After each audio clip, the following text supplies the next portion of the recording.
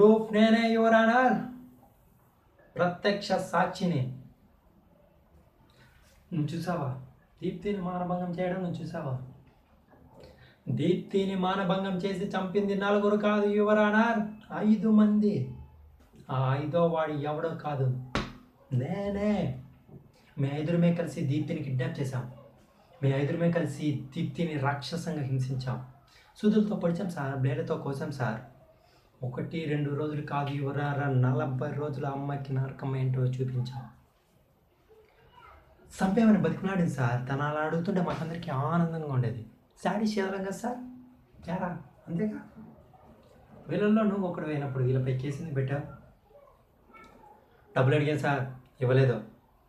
ఆల్బు నాకు చెడిపోయిందని black mail చేద్దామని decide అయిపోయా. సీడ్ ఉందని అబద్ధం చెప్పా సార్, నమ్మలేదు. కేసు పెట్టా, భయపడి పారిపోయారు. నిన్న కోర్టులో పెట్టింది బ్లాంక్ సీడ్ అని మీ అందరికీ తెలిసిపోయింది. అయినా నా దగ్గర ఇంకో ప్రూఫ్ ఉందని అబద్ధం చెప్పా. నిన్న రాత్రి చంపాలని ట్రై చేశాడు సార్, రక్తాలు వచ్చేలా కొట్టాడు సార్. చచ్చిపోయాడు అనుకొని వదిలేసి వెళ్ళిపోయారు. చౌదాకా వచ్చిన నాకు ఒకటి అర్థమైంది సార్, ఆ అమ్మాయి నరక యాతన ఎంతగా అనుభవించిందో అని. పశ్చాత్తాపం మొదలైపోయింది. ఎందుకు బతుకున్నానా అనిపించింది. ఇన్ని కోట్ల మంది జనం, దేవాలయం లాంటి కోర్టు, దేవుళ్ళ లాంటి మీరు, ఎందుకు బతుకున్నానా అనిపించింది. ఇప్పుడు కూడా సార్ బయట కొందామని ట్రై చేశాడు, బయట కోట్ల మెట్ల మీద.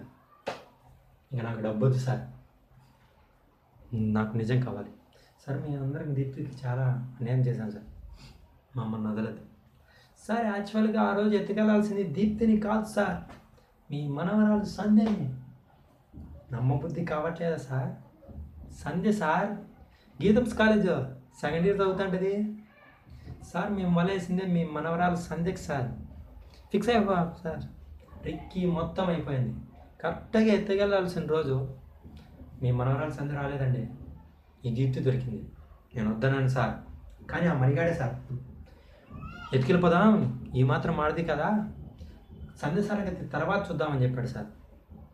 సార్ మళ్ళీ థర్స్డేనా ఫ్రైడేనా మళ్ళీ వచ్చాం సార్. సంధ్య లేదంట అండి, గుంటూరుకి వెళ్ళిందంట. మీ తమ్ముడు గారి ఇంటికి అనుకుంటా, ఆయన అక్కడే కదా ఉండేది.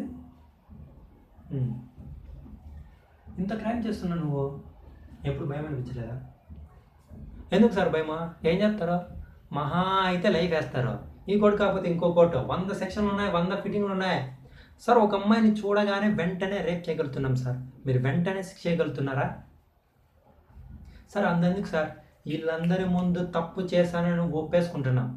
రేపో ఎల్లుండో మీరు మాకు ఉరిశిక్ష చేయగలరా? భారతదేశంలో ఎప్పుడు ఇలా జరగలేదు, 2 రోజుల్లో ఉరిశిక్ష ఎలా వేస్తారని మీరే అనండి సార్. ఈ కంట్రీలో ఉరిశిక్ష పడ్డ ఖైదీలు 52 మంది సార్. ఏ సంక్రాంతికో శివరాత్రికో వేసుకుంటూ పోతే మా టోకెన్ వచ్చేసరికి 25 ఏళ్ళు సార్. ఈ లోపల ఎంతమంది సంధ్యలు, ఎంతమంది దీప్తులు సార్. అందుకనే సార్ ఈ కంట్రీ అంటే నాకు చాలా ఇష్టం. ఈ కంట్రీలో ఉన్న ఫ్రీడమ్ ఏ కంట్రీలో ఉందో చెప్పండి సార్. మేరా భారత్ మహాన్, I'm proud to be an Indian sir. వీళ్ళందరి ముందు తప్పు చేశానని ఒప్పుకునే దమ్ము నాకుంది. తెల్లారే సరికల్లా మీరు ఉరిశిక్ష చేయగలరా? Thank you.